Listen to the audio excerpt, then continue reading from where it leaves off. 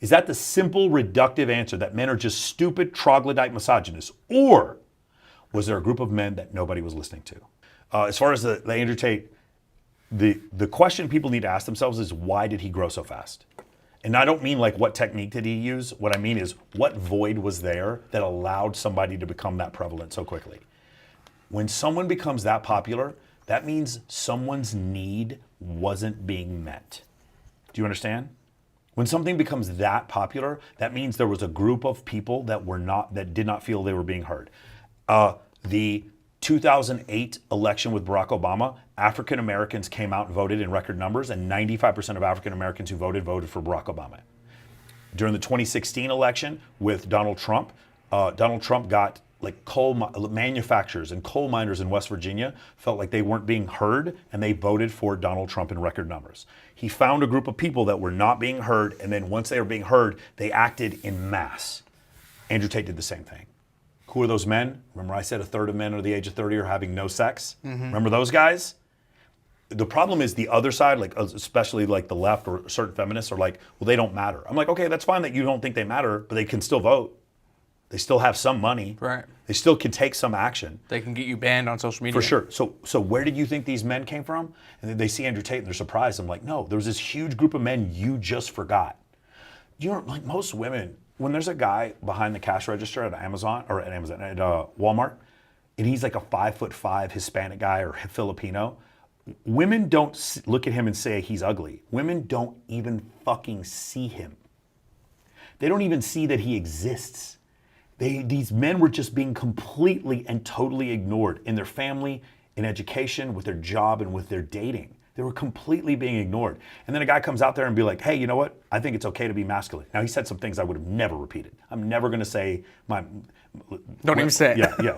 My mother's no one's property, right? Stuff like that. Like, there's something he said that especially once he started making like $1 million a month from War Room, I would have taken a lot of the stuff he was doing. If I had been his lawyer, I would have been like, hey man, some of these course stuff that you say, you got to get rid of this. I'm not going to tell you I'm like close friends with Andrew. I don't know him that well. But what I do know is that as an orator, he was probably the best communicator. In a short amount of time, he was the best communicator I'd ever seen of communicating a certain idea.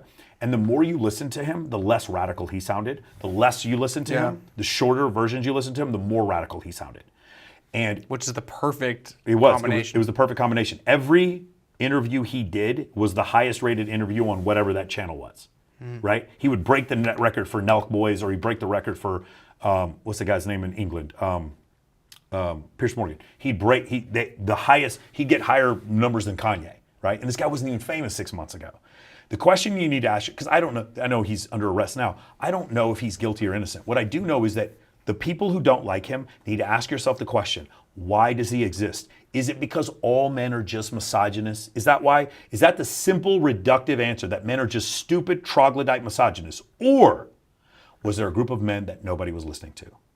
And if you watch his content, he's operating from this level of like anger and like antagonism, where he's communicating in this really interesting way. Yeah. And it's like, but the majority of the world operates from that place. Yeah. They're in this like frustrated anger way, and so he's speaking to them in that way that they're like, I haven't been spoken to this, right? Yeah. And so that's the other thing, is like people either hate it or they gravitate to it because it's resonating with how they feel. He gave the example of the Matrix. He consistently used the term the Matrix. It's very easy for people to understand. Yeah. You are the way you are because the Matrix wants you this way. But he didn't blame the Matrix. He's like, I just learned the rules of the Matrix, and that's why I'm rich. I just learned these rules of the Matrix. Now, do I agree with that analogy? Again, I said at the very beginning of this interview, I do not believe that people trying to hold you down is a function of some nefarious conspiratorial act. I think it's just negligence.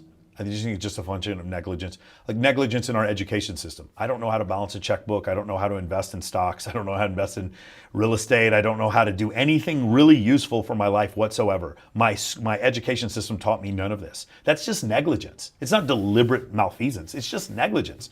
Like no one cared enough to change society enough to where men could improve to where they would remain useful. And what's happened is society has made several, not all, but a lot of men very not useful. I was listening to Chris Williamson ask Richard Reeves, unironically, what are men good for anymore? And I was like, motherfucker, if the Chinese invade, you're going to know what men are good for very quickly. The next day, you will very quickly understand what men are good for. It was one of these crazy things where, again, I am fully in favor of, people who are oppressed classes getting the ability to have equal opportunity as far as employment. I'm all for that. As far as making money, I'm all for that. But the thing is, we also have to pay the consequences when we start making one socioeconomic class basically useless. You see? And then we have a group of women that are like, well, these men are not good enough. Why not? Well, because Tyga slid into my DMs. Therefore, Tyga or bust. I'm going to get a guy who's that rich. Leo or bust. Leo or bust. Yeah. And so that's where we are now. And repeatedly, like, it's so funny because I rarely have women disagree with that concept. They're like, yeah, no, I'm not going to date a guy who's 5'11". They're like, literally will say that out loud. Now, of course they will. If you stimulate them enough and you validate what they want, they'll be with a guy who's 5'6". But when you ask them what they want, they'll always say these same things, right? They'll always make these same statements about what they're interested in. And repeatedly, every week I have 6 different girls or every 2 weeks I have 6 different girls on my show, and we ask them the same questions. And you'd think they'd learn after a while. They don't. None of them do. They don't care. They still think the average man makes $200,000 a year. They still think the average man is 6'1". They still think most men are not obese. 75% of people in this country are obese. Like, they still think that this is not an issue. And when you ask them these questions, bro, they don't know what to do. Like, they're so shocked. I'm like, okay, a man makes $70,000 a year and he's 5'10", right? And he's not married and he's not obese and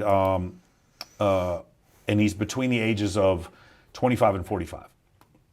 1.5% of men. And they're like, what?